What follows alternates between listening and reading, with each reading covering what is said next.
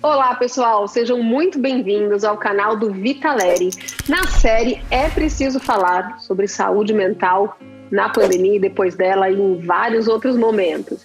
A gente vai falar sobre, claro, vários assuntos ligados à saúde mental, transtornos mentais, pandemia, arte e muito mais. Meu nome é Karen Scavassiri, eu sou psicóloga, mestre em saúde pública, doutora em psicologia e fundadora do Instituto Vitaleri. Estou muito feliz de estar aqui com vocês hoje para compartilhar um monte de informações e mais, bater um papo incrível. O Instituto Vitaleri é pioneiro no trabalho de prevenção e pós-venção, que é o atendimento ao luto por suicídio no Brasil.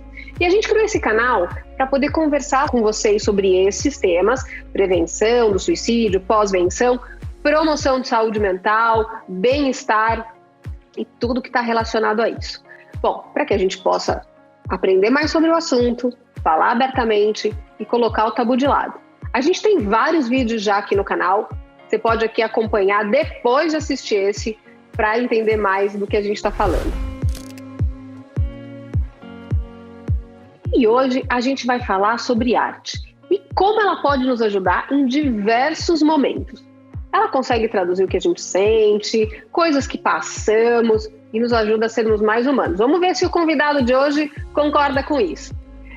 E para inaugurar, então, essa parte de saúde mental, eu tenho aqui uma pessoa super especial, que é o Rafael Primot, que já esteve aqui no Vitaleri com a diretora de eventos, a Mariana Kátia Carro, numa live maravilhosa. Vocês podem ver essa live aqui depois, a gente vai colocar aqui em cima como vocês conseguem ver essa live. O Rafael é cineasta, ator, escritor, dramaturgo, diretor e tem um monte de história para contar. Você deve ter visto já no Sessão de Terapia, no Tapas e Beijos, no seriado da Hebe e na novela Deus Salve o Rei. Ele também tem 2 longas, A Gata Velha, Ainda Minha e Todo o Clichê do Amor. Ou seja, vários locais para ver esse trabalho incrível que ele tem desenvolvido. E se você quiser seguir o Rafael e conhecer mais o trabalho dele e tudo mais que vem por aí, porque eu já estou sabendo que tem um monte de coisa boa vindo, é o @Rafael Primot. Rafael, seja muito bem-vindo, muito obrigada por ter topado conversar com a gente de novo. Você já conversou com a Mariana uma vez e agora está aqui de novo. Muito obrigada por você estar aqui hoje e seja muito bem-vindo ao nosso canal. Obrigado vocês pelo convite. Eu estou muito feliz de estar aqui com vocês, porque é um tema que me agrada muito, eu gosto muito de falar sobre isso, da importância da arte também na saúde mental.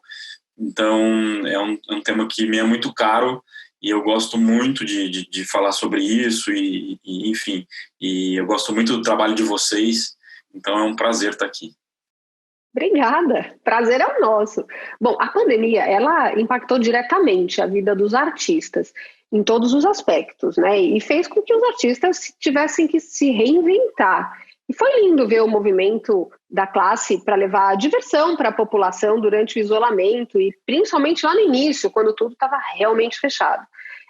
Como que você percebeu isso e qual a repercussão dessas mudanças em você e na saúde mental dos artistas em geral com quem você convive?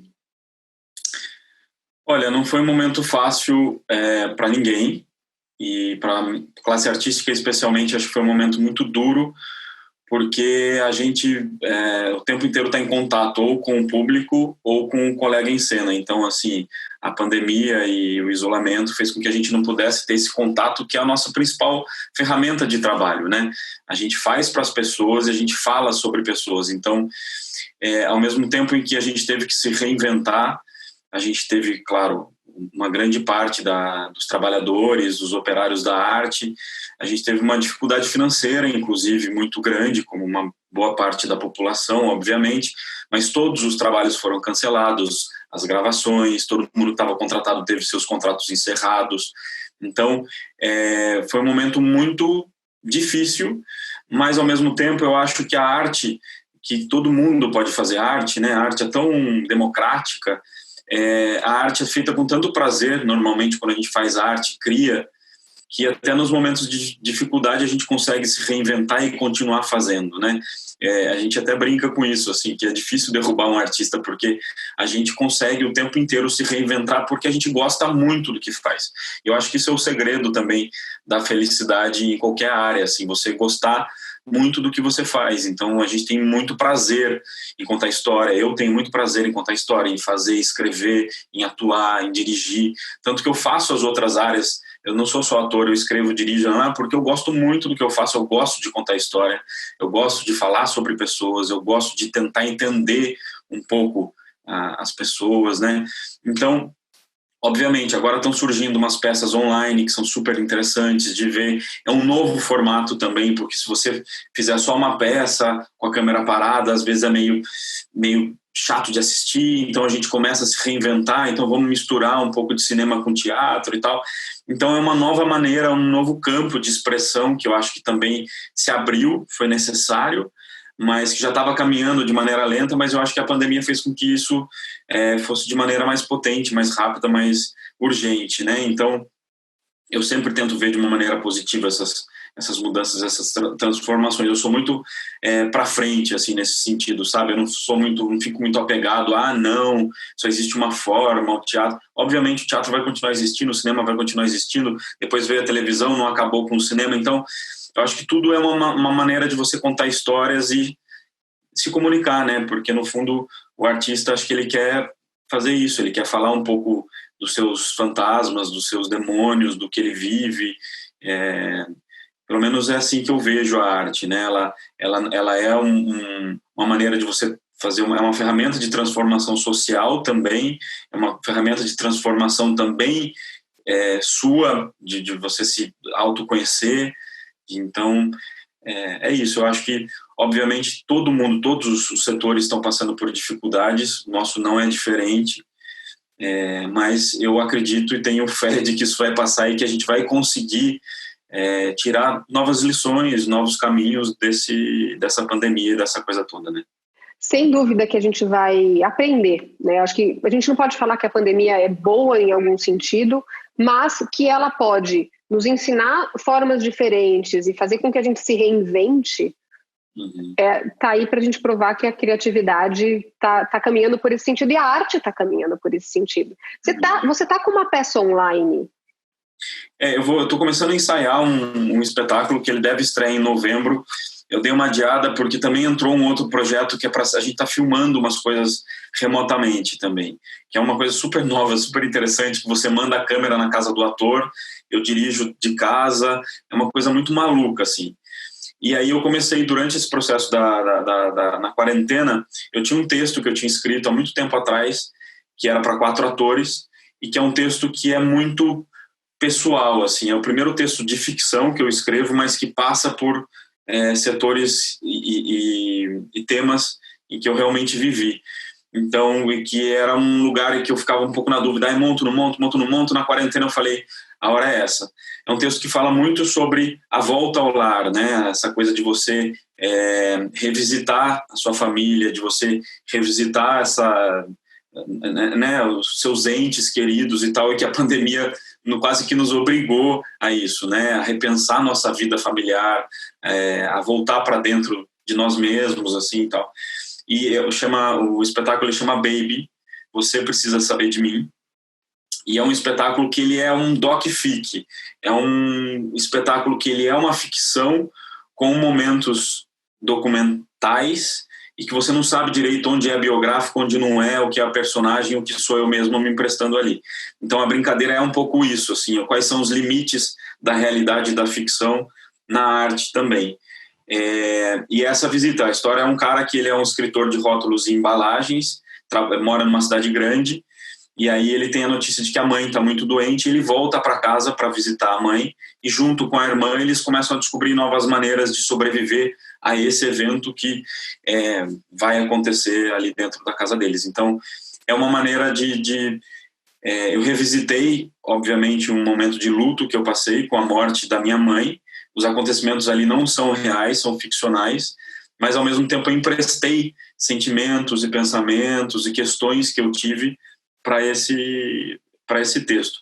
E apesar de ser um texto que tem um tema tão difícil, assim, eu acho que ele é uma peça otimista, assim, sabe? Ele te aponta caminhos de sobrevivência depois de uma grande tragédia, que no meu caso, a minha grande tragédia, que pode parecer muito pouco, né, assim, aos olhos de grandes tragédias, mas foi, por exemplo, a perda de uma figura materna dentro da minha casa, que era uma figura muito agregadora.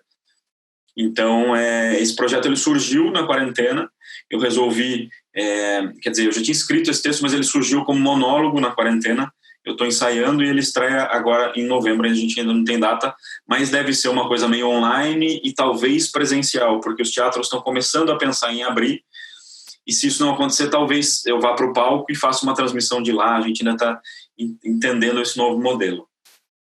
Nossa, que interessante. Eu quero, com certeza vou ver a tua peça quando sair, seja no presencial ou no online, porque acho fundamental também que as peças possam trazer essas questões que... A arte, no geral, né, possa trazer essas questões que afligem as pessoas, quer dizer, uma grande perda. Não importa, né? Se ela dói, ela precisa ser olhada. E que bom que a arte pode trazer aí talvez alguns caminhos de repensar, de refletir, coisas que fazem sentido para uma pessoa e ela pode talvez utilizar na vida dela, ou ela pode repensar algumas coisas que são ganhos enormes que se tem, né? A gente... Desculpa te interromper. Pode falar, não? Para uns técnicos, para as pessoas. E o que é mais interessante é isso, que apesar de muitas pessoas ali não terem vivido o luto, por exemplo, da morte de uma mãe, elas têm questões e elas conseguem se identificar com acontecimentos, né? Ou com a relação dos irmãos, ou com o irmão que é mais ausente. Então, eu acho que a arte tem um pouco essa missão também, né? De te ajudar a fazer conexões. Eu recebi esses tempos um texto para ler que falava sobre a terceira idade, que chama O Declive. É um texto argentino e a gente estava conversando sobre a dificuldade, inclusive, de colocar isso em cena, porque os patrocinadores, por ser uma peça sobre a terceira idade, a dificuldade de se envelhecer e tudo mais, eles têm muito medo de patrocinar um espetáculo, de medo de o espetáculo ser muito triste ou ser depressivo, Só que a gente quer falar sobre o que acontece, sobre a vida real, né? E o nome do espetáculo assusta às vezes os patrocinadores e tudo mais, que é compreensível de um olhar mercadológico, mas eu acho que é tão necessário para que o idoso também vá ao teatro e se identifique, se veja representado ali, né? Porque o que a gente vê são sempre jovens de 20 e tantos anos dançando e cantando lindamente. Obviamente que é incrível isso também, porque é um momento de, sei lá, de você não pensar sobre a vida, sobre as questões cotidianas, mas ao mesmo tempo a arte tem essa função, né? Tem essa função de te fazer pensar sobre a vida, de identificação também, não é? Eu acho que isso é tão... e falar sobre dores, e inclusive o suicídio. Tem uma questão muito... A gente andou conversando naquela live que eu fiz com a Mariana sobre a questão do suicídio, porque as pessoas têm muito medo de falar sobre o suicídio, né? Na arte, em todo lugar, porque eles têm medo da síndrome de Werther lá, né? Que tem a ver, enfim, com o livro do Goethe, mas ao mesmo tempo, eu acho que falar sobre suicídio é muito importante, até para você identificar o suicídio, o possível, o potencial suicida, né? Para você ajudar, para você se identificar com aquilo. Eu li um dia uma reportagem de uma garota que leu um livro que chama, se não me engano, A Redoma de Vidro, da Sylvia Plath. Não sei se você conhece. E fala muito sobre uma depressão ali, a gente não entende direito. É uma mulher que ela meio que vê o mundo e ela parece que ela está numa redoma de vidro, né? Ela é fria com o mundo, ela consegue observar de uma maneira meio externa, assim. Então é uma jovem escritora que se muda do subúrbio para Nova York, tem uma carreira que está mais ou menos em ascensão, mas nada corresponde aos sonhos dela. E ela começa a ficar um pouco fria ou entristecida com isso. E o mais louco é que depois de escrever esse livro, o livro tinha sido publicado há muito pouco tempo, ela se suicidou, a Sylvia Plath. E aí eu li uma reportagem de uma garota falando que o livro trouxe para ela uma redenção. Então, ao mesmo tempo que tinha uma outra que comentava que estava meio deprimida e que recomendaram ela parar de ler o livro. Então, é muito subjetivo também como bate. Então, você vê que como uma mesma história que fala sobre depressão, sobre uma tristeza profunda, de você não se sentir incluído, né? Pode bater diferente, pode ser trágico para uma pessoa, mas também pode resgatar e identificar né? Essa outra garota, por exemplo, ela falou que se viu na personagem, ela se viu ali, se sentiu acompanhada e foi procurar ajuda, porque ela viu que ela não estava sozinha no mundo, que não era ela que estava errada, né? Então, que isso estava acontecendo com ela. Então, eu acho que a arte tem a literatura, né? Então, a gente tem casos, tipo Romeu e Julieta, tem suicídio no Romeu e Julieta, sei lá onde mais, mas tem tantos livros, né? Ana Karenina, por exemplo. Então, eu acho que falar sobre suicídio, falar sobre dores, perdas, sofrimentos é muito importante. A gente não precisa falar só sobre isso, né? Obviamente tem hora que você não quer pensar em nada. Acho que tem hora que você quer ver uma coisa que só te leve para um outro mundo, que você não quer pensar sobre a realidade. Eu vi que recentemente também teve uma série da Globo agora sobre a pandemia, e eu estava conversando com uma secretária um dia, e ela falou assim, olha, eu comecei a assistir, mas me deu muita angústia, porque eu já estava vivendo aquela coisa da pandemia. Aí depois eu assisti aquilo, meio que voltou toda aquela paranoia, porque falava bem do começo da pandemia, e aí eu desliguei. Eu falei, é isso, você tem que entender qual é o seu limite. Assim como outras pessoas podem assistir aquilo e falar assim, putz, que legal, a Fernanda Montenegro também está passando por isso, não sou só eu, né? Você está trazendo pontos fundamentais, né? Primeiro, as pessoas precisam ter a escolha. Para elas terem a escolha de assistir ou não o conteúdo, esse conteúdo precisa estar disponível, né? E acho que tem muito medo ainda, tem um tabu muito grande de trazer essas questões para a indústria da arte, né? Para a arte no geral. Acho que mais se a gente está falando de cinema, teatro, séries, na literatura isso acaba tem um campo talvez um pouco mais aberto. Sim. A gente tem dentro do Vitaleri muitos grupos de apoio a pessoas que perderam alguém para o suicídio, né?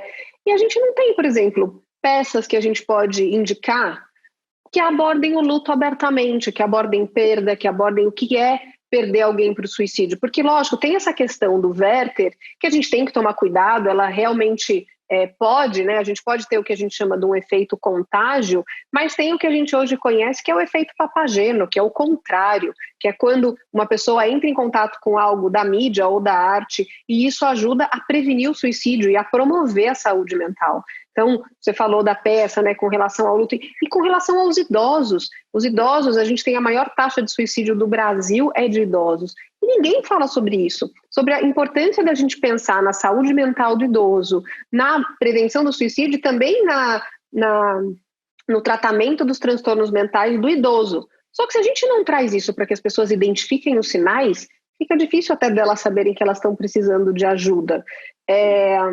A arte, assim, no meu ver, ela também ajuda as pessoas a entenderem as coisas de outra forma. Então você pode diminuir estigma, diminuir tabu e começar a falar de diversos assuntos quando você traz isso para que as pessoas tenham esse acesso de outra forma, e às vezes elas estão até mais abertas para verem através da arte, para depois poderem mudar a sua forma de encarar. Então acho que temos aí um caminho interessante, talvez um pouco longo, mas interessante, de poder trazer mais essas questões de saúde mental e de prevenção do suicídio para a arte, né? Para a arte no geral. Mas fico muito contente de saber que você já tem trabalhado um pouco nessa área, tem pensado nisso, e que vai vir aí com uma peça que vai falar de luto, que é algo que as pessoas acham que a gente tem que sair correndo e não falar sobre o assunto. Muito pelo contrário, né? Dor compartilhada é mais fácil de ser atravessada. A gente sempre fala isso com as pessoas que a gente acompanha. E aí, pensando, né, nesses assuntos, em promoção de saúde mental, e todas essas coisas que a gente está falando, você, como cineasta e diretor, você tem algum filme ou série que você indicaria que aborda o tema de saúde mental? Olha, assim de cara para te dizer, assim no susto, não sei te dizer, talvez Shine é um filme que eu adoro, mas que não é exatamente sobre depressão ou luto, mas Shine tem uma coisa tão linda assim que fala sobre saúde mental, né? Sobre a diferença. É um filme inglês, eu não vou me lembrar de que ano é.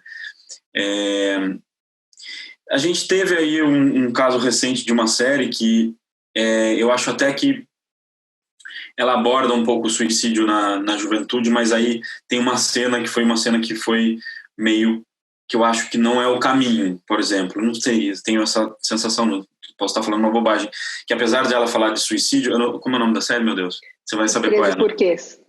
É? Os 13 porquês. Pode ser, isso mesmo. The 13 Reasons Why. Isso mesmo. E porque eu acho que assim, o suicídio ele tem que ser tratado também ao mesmo tempo que você fala sobre ele, é importante você falar, ainda mais na juventude, com responsabilidade. Tem que ser falado sim, mas também tem que ter responsabilidade, inclusive quando você faz arte. Porque eu acho que você não pode colocar a figura como herói ou o suicídio como sendo uma vingança passional ou que vale ser premiada, né? Ah, me matei por amor, por conta do ciúme, ou sei lá. Então, eu acho que a gente tem que ter esse cuidado quando você tem esse poder na mão, que é o poder que o autor tem, o realizador tem, o produtor tem. Eu acho que isso é uma coisa assim como falar sobre assuntos que são tabus, né? Então, quando eu vou falar sobre trans, sobre gênero, eu pesquiso, converso, tento dar voz a essas figuras. Isso não quer dizer que eu não possa falar sobre isso, porque também se confunde muito hoje. A gente tem sido muito cerceado, que eu, como não sou um cara jovem, não posso falar sobre a juventude. Eu, como não sou preto, não posso falar sobre isso. Ou eu não sou trans, eu nunca vivi. Ok, eles têm um lugar de fala deles que eu preciso ouvir, mas muitas vezes eles podem me usar como ferramenta para serem ouvidos em maior escala, entende? Então, eu acho que é super importante a gente ter esse tipo de debate, né? Teve algum filme que te marcou, assim, na adolescência, quando você era jovem, que te fez repensar algumas coisas, que te trouxe, talvez, outras reflexões? Você lembra de algum, assim? No de cara, tenho filmes muito lindos, assim, como Cinema Paradiso. O Cinema Paradiso, para mim, foi transformador no sentido de que eu entendia aquele lugar sem saber direito por quê. Quando eu assisti, eu falei, esse lugar que eu pertenço, é esse lugar que eu pertenço. Então, de uma certa maneira, foi muito, muito interessante, assim, o Cinema Paradiso. Ele tinha uma coisa muito melancólica, da volta ao lar, de um cara que tem que sair da sua cidade para ir atrás dos seus sonhos. Então, era como se estivesse projetando ali o que eu queria, o que provavelmente aconteceria com a minha vida, né? Claro que eu não fui tão bem sucedido quanto aquele cineasta daquele filme, mas ao mesmo tempo tem uma coisa de identificação. Eu me lembro muito que quando eu assisti o filme eu chorei. E a minha mãe falou, que filme é esse? Daí ela assistiu, ela falou assim, não vá fazer que nem esse cara. Porque tipo, assim, tinha esse lugar, sabe, de que ele esquecia um pouco a família e tal. Mas aquele filme me tocou muito porque, enfim, falava sobre arte, sobre você também não se desconectar com as suas raízes, né? Tem um filme que eu adoro, que chama Crazy, é C.R.A.Z.Y, que é um diretor sensacional, que apesar de chamar Crazy, ele é a história de uma família, são 5 filhos, cada um começa com essa letra, que é um filme que vale muito a pena ver, e que ele fala sobre sexualidade, sobre a descoberta do sexo, da sua sexualidade, que também foi um filme bem importante na minha vida pessoal, assim. Então, eu acho que a arte, eu gosto muito, acho que isso me faz fazer arte, sabe, assim, por conta desses filmes que eu vi que me transformaram de alguma maneira, né? Então, Os Últimos Passos de um Homem transformou a maneira que eu via a pena de morte. Eu ainda tinha um olhar, esse filme foi lançado, eu era bastante jovem, eu tinha um olhar um pouco mais radical sobre, um estuprador, não sei o quê. E Os Últimos Passos de um Homem, não sei se você viu esse filme com a Susan Sarandon, é um filme tão legal, é um encontro uma história real de uma madre que vai lá na cela do cara que está condenado à morte e começa a entrevistar ele, conversar e tal, porque ele vai ser morto. E o filme, na época, ele me transformou muito porque, apesar de ele ser realmente um estuprador, um assassino, todas as coisas que a gente abomina e que a gente condena, através do olhar dessa madre, da conversa dela, ela humaniza um pouco essa figura num lugar de que a gente entende, a gente não compactua, mas a gente entende de onde veio aquela violência toda, daquela figura, e no final você fala, acho que ele tinha que ficar preso, ele não tinha que morrer, sabe? Você fica a favor da vida, né? Então foi um filme que me transformou meu olhar para sempre sobre essa questão, que é uma questão tão difícil. Obviamente, quando a gente passa, se eu passar por isso dentro da minha casa, né, por um ato tão forte de violência, eu acho que a gente fica tomado um pouco pela raiva, tem uma série de sentimentos que se misturam, mas de cabeça fria, hoje em dia, eu sou completamente contra a pena de morte em qualquer situação. Então, esse filme, por exemplo, me deu de presente, né? Você estava falando dos filmes, eu me lembrei de um que eu vou te contar já, mas eu quero convidar quem está assistindo esse vídeo a colocar aqui nos comentários que filme que marcou, que transformou a sua forma de ver alguma coisa, ou que te ajudou com relação à sua saúde mental, ou que pôde ajudar alguém. Coloca aqui nos comentários, porque às vezes o teu comentário ajuda outra pessoa também a descobrir novos caminhos, aí descobrir filmes que podem ajudar. Você foi falando, eu lembrei de um filme que eu vi na adolescência que tem a questão do suicídio, que é A Sociedade dos Poetas Mortos, né? Que inclusive depois o Robin Williams se mata, né? Depois de, infelizmente, alguns anos atrás.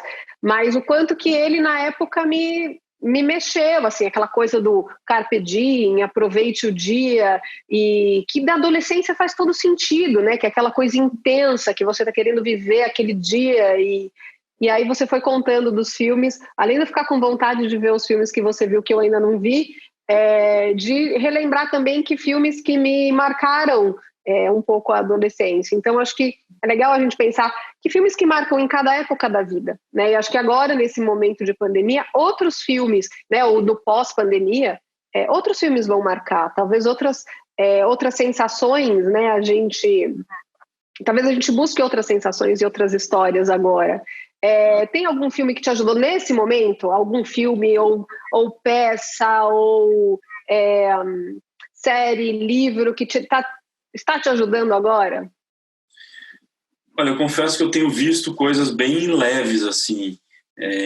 Eu, às vezes, fico tentando também me entreter. Como eu estou trabalhando com questões muito particulares nessa peça, quando eu desligo dela, às vezes eu quero ver qualquer entretenimento, assim, eu ligo a TV e assisto meio que está passando. Então, eu tenho visto coisas muito leves, assim. Agora eu comecei a ver uma série muito legal, que é o Succession, mas eu comecei a ver a série O Euforia da HBO, eu parei um pouco, porque estava meio...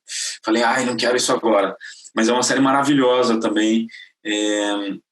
Mas tem isso, eu acho que tem alguns momentos que você vai descobrindo o que você está precisando, do que você está precisando se alimentar, né, naquele momento. Eu vi uma série recente agora, meu Deus do céu, sou muito ruim de nome, assim, de lembrar, uma série nova, que é a história, daqui a pouco eu me lembro e já te falo, que é a história de um casal também, que é uma coisa tão linda e tão simples. Eu vou depois te passar essa série que agora eu não vou me lembrar, mas que eles se descobrem, é um pouco a descoberta do amor ali na juventude e atravessando um pouco o tempo, eles vão para a faculdade e depois, só que é tudo meio difícil e meio errado e meio escondido, então eles têm muitas questões, assim, ela apanhava do pai, aí ela começa, mais velha, a querer apanhar do namorado para um pouco, talvez trazer aquela sensação de afeto, que ela aprendeu que afeto tinha a ver com violência. Então, tem uma coisa tão linda, tão esquisita ao mesmo tempo, mas também tão possível, sabe? Ela foi indicada a um monte de Emmy aí, depois eu boto aí nos comentários e eu te mando. Pessoal, vocês que estão assistindo o vídeo, podem deixar que o Rafael se compromete a mandar um nome, que agora eu também quero ver, para a gente poder ir atrás e conhecer esse que ele está falando. O papo tá uma delícia, eu poderia ficar aqui com o Rafael conversando um tempão sobre filmes, séries e arte que ajudam e como isso teve influência na vida dele. Também fiquei curiosa, Rafael, um outro dia você volta para contar para a gente como foi esse início, né, na arte, como que você chegou até a arte, mas agora eu quero te fazer uma outra pergunta, que é: como que você entende a arte e a cultura do ponto de vista da promoção de bem-estar, da saúde mental e até da prevenção do suicídio? Mais ou menos perto do que a gente estava conversando, assim. Eu acho que é uma maneira de você se identificar, né? Então, se ver representado ali. Você falou sobre o Robin Williams, que se suicidou, né? Então, tem uma taxa muito alta de suicídios na terceira idade. Eu tive um amigo que fazia Tapas e Beijos, que é o seu Flávio Migliatti, que também se suicidou. E aí divulgaram a carta, foi uma coisa horrorosa, porque é o tipo de coisa que não deve ser divulgado, não é para ser divulgado, não é invasivo, né? Então, eu acho que tem uma experiência que eu tive na minha casa que tem a ver um pouco com depressão. Claro que suicídio não necessariamente tem a ver com depressão, eu sei disso, mas a depressão muitas vezes leva ao suicídio. E a gente demorou muito a se atentar que não era só um mal-estar, né? Que era realmente uma depressão e que ela precisava ser tratada, e depois a gente descobriu que essa depressão ela precisava ser medicada. Então, a gente tinha muito... Eu sou do interior, então nem todo mundo faz terapia, é muito difícil quem faz terapia no interior, é uma coisa assim, não tô louco, não preciso, tem esse discurso, né? É muito maluco como a gente é ensinado a isso. Quando você fala, vai fazer terapia, não preciso, eu tenho amigos, eu tenho com quem conversar, eu não sou louco. A gente escuta isso como se isso fosse uma verdade. E ninguém derruba isso. Então, o tempo inteiro eu sou o primeiro a levantar a mão, não fale se você nunca fez. Porque é maravilhoso, é transformador. Para mim foi transformador, na minha vida foi transformador.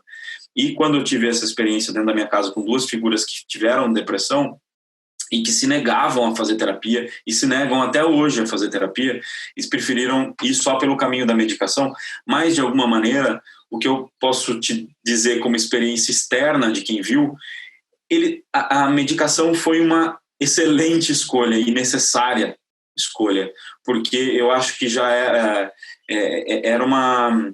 As pessoas têm medo de tomar remédio porque, eu vou ficar dependente disso, mas muitas vezes é o seu bote salva-vida. Claro que depois você pode tentar tirar, ou você vai ter que ser medicado o resto da vida e tudo bem, né? Eu acho que é muito mais saudável você conseguir conviver em sociedade, você ter uma relação boa na sua casa, com seus filhos, com seus irmãos, porque a depressão ela te leva a comportamentos que você não reconhece aquela pessoa que você gosta, você quer matar aquela pessoa, porque ela vira um outro ser, né? Ela está completamente perturbada e deprimida, te pedindo socorro, sem conseguir pedir socorro.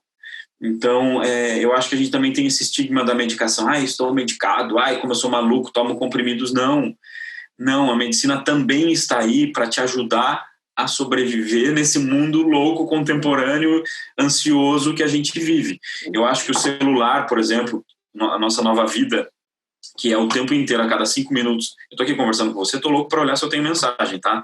Tô louco para olhar se alguém entrou no Instagram. A gente aprendeu isso. Você acorda de manhã, a primeira coisa que você faz é olhar se tá tudo bem. Isso te torna um ser completamente nativa o tempo todo. Então, trabalhando o tempo todo. Eu trabalho 24 horas por dia. Chega uma mensagem, chega um e-mail, eu quero responder. Então, a gente está o tempo inteiro sendo metralhado por informação, metralhado por o que eu gostaria de ser, né? Então, a gente acaba vivendo muito no futuro ou no passado e não vive, né, hoje, não consegue. É tão difícil a gente conseguir ser grato e falar, tá tudo bem, aqui tá bom, meu corpo tá bom assim, porque sempre tem uma referência melhor e sempre vai ter uma referência aparentemente melhor, né? A gente não sabe de perto, mas aparentemente melhor. Então, como conviver com isso? Como lidar com isso hoje, nos dias de hoje? E isso, obviamente, vai ter um reflexo, né? Eu acho que na juventude, nos adolescentes que estão vindo, na gente mesmo, porque se pra gente que tem alguma maturidade já é difícil lidar, eu fico imaginando pro adolescente, se eu tivesse naquela época, né, completamente desordenado e ainda com o corpo se formando e todo torto e errado, se sentindo excluído, como que isso seria dentro dessa comparação com lugares e figuras tão perfeitas, né? Então, eu acho que também é a função da arte desmistificar isso, né? Trabalhar em como a gente mostrar que todos somos iguais. A Thaís Araújo é uma pessoa que eu sigo nas redes sociais e que eu aconselho imensamente, porque ela é uma das poucas atrizes que se expõe. Ela sabe que ela é linda, ela tem uma família, ela tem filhos, mas ela fala sobre as dificuldades de se manter um casamento na quarentena, de continuar tendo tesão no marido, de como é difícil educar aquela menina que está me enchendo o saco agora eu vou ter que lavar essa louça que está enchendo. Então a gente vê que ela tem louça suja na pia, e eu acho que isso é tão bacana e tão transformador, porque a gente quebra o que a sociedade do consumo nos quer transformar, que é a pessoa que tem um mundo perfeito, com um filho que não tem problemas e que ela vai, entendeu? Para poder vender o sabonete. Então, é isso. É o tempo inteiro estar alerta para a gente mostrar, olha, não, aquela pessoa não é perfeita, eu não sou perfeito, você não é perfeito. Então, estamos todos no mesmo barco, né? Então, eu acho que mais ou menos esse caminho aí que eu acredito. Somos todos humanos, né, Rafael? E por sermos humanos, a gente vai passar por isso de diversas formas. Acho que você falou da Thaís, né? Acho que ela traz realmente toda essa verdade do que é um dia a dia de família, com filho, pandemia e tudo que acarreta mesmo.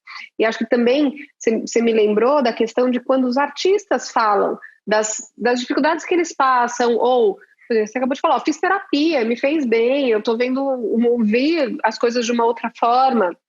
Ou os artistas que falam que têm os seus transtornos mentais, que fazem tratamento, o como isso ajuda as pessoas a verem, olha, isso acontece com todo mundo, né? E existe tratamento disponível, existe ajuda disponível. Eu estou até aqui, relendo um livro que acho que é muito legal, que é O Demônio do Meio-Dia, do Andrew Solomon, que fala de toda essa questão da depressão, né? E de desmistificar também aquela caricatura da depressão, que é o cara que não sai do sofá, não levanta da cama, e que isso pode ter tantas outras formas e tantos outros jeitos que você falou, né, de duas pessoas aí que você conviveu e que tinham depressão, e que bom que estão tratando, mesmo que seja só medicamento, o medicamento ajuda, né, e que bom que ele existe e que pode fazer a diferença aí na vida de tanta gente. Então a gente também tem que parar com esse preconceito com relação à medicação psiquiátrica. Bom, estamos realmente chegando ao final, assim, Rafael, eu vou abrir no finalzinho para suas últimas palavras, mas eu queria agradecer muito a tua presença aqui hoje, compartilhar com a gente a tua história, né, e o que você vive, o que você acredita, e que nos ajuda a reforçar a importância da arte, da cultura e do autocuidado, né, e de todas essas coisas para a nossa saúde mental. Eu adorei te ouvir, podia ficar aqui, um tempão batendo papo. E se você que está assistindo a gente tiver num sofrimento imenso, tá muito difícil continuar, precisa falar com alguém, liga para o CVV, número 188, 24 horas por dia, voluntários lá para te ouvir, ou pelo chat, que é o www.cvv.org.br, ou pelo número 188. Além disso, no nosso site você vai encontrar diversas informações, cartilhas, vídeos, se você quiser saber mais sobre prevenção do suicídio. Eu espero que vocês tenham gostado, se inscrevam no canal, deem um like, sejam gentis nos seus comentários e contem aí pra gente o que vocês gostam de assistir, o que vocês têm assistido agora na pandemia. Sigam o Rafael nas redes sociais, que ele tem conteúdo muito legal. Rafael, últimas palavras abertas para você. Eu só tenho a agradecer de estar aqui conversando com você também. É sempre muito gostoso falar sobre arte, sobre o quanto isso me transforma, quanto isso me transformou, o quanto a arte me ajuda a sobreviver. Eu realmente dependo dela, assim, a minha eu acho que muito da minha sanidade vem de eu exercitar a arte, fazer o que eu gosto, fazer o que eu amo e conseguir também emprestar um pouco de mim e para as outras pessoas que de alguma maneira possam se identificar ou precisar desse alento, desse bote salva-vidas. Então é muito gostoso. Então, e a arte é uma coisa tão acessível, então é uma coisa assim que eu aconselho a quem estiver em casa ou que estiver passando por problemas a desenhar, a ler, a escrever. É uma maneira de você também se conhecer, colocar para fora suas questões, às vezes pedir ajuda. Eu tenho uma certa dificuldade de pedir ajuda. Eu consigo pedir ajuda por escrito. Então, assim, em muitos relacionamentos que eu tive, às vezes eu não conseguia falar. Eu começava a brigar ou ter problemas, minha boca travava, eu começava a tremer e eu não conseguia falar o que eu estava pensando. E aí eu encerrava o assunto e falava, eu vou te escrever. Então eu mandava depois um e-mail, ou escrevia uma cartinha, ou mandava um torpedo, porque aí eu conseguia organizar minhas ideias, dizer o que eu estava sentindo de uma maneira às vezes mais doce, mais né? Porque eu estava ali lidando com sentimentos e tal. Então foi uma maneira que eu encontrei de me comunicar. Eu acho que o conselho que eu dou é isso: tente encontrar uma maneira, mais se comunique, né? Ou ligando para o CVV, se você quiser conversar com alguém que você não conhece para pedir ajuda, que às vezes é mais fácil. Ou não, ou às vezes escreva um bilhete, bote embaixo da porta dos seus pais, sabe? Estou precisando de ajuda, ou de um amigo que você sabe que vai te estender a mão e te levar vai te segurar a sua onda. E saber que ninguém está sozinho, e que todos passamos por isso, claro que em níveis e graus diferentes, mas todos passamos por dificuldades na vida e internas. Então, peça ajuda, a gente se dá as mãos e a gente sobrevive, né? Rafael, muito, muito obrigada por esse papo incrível. Foi uma honra poder te receber aqui. Bom, felizmente vou ter que encerrar o papo, pessoal. Até a próxima e espero que vocês tenham gostado. Rafael, até a próxima. Obrigado, Karen. Até já. Um beijo. Beijo.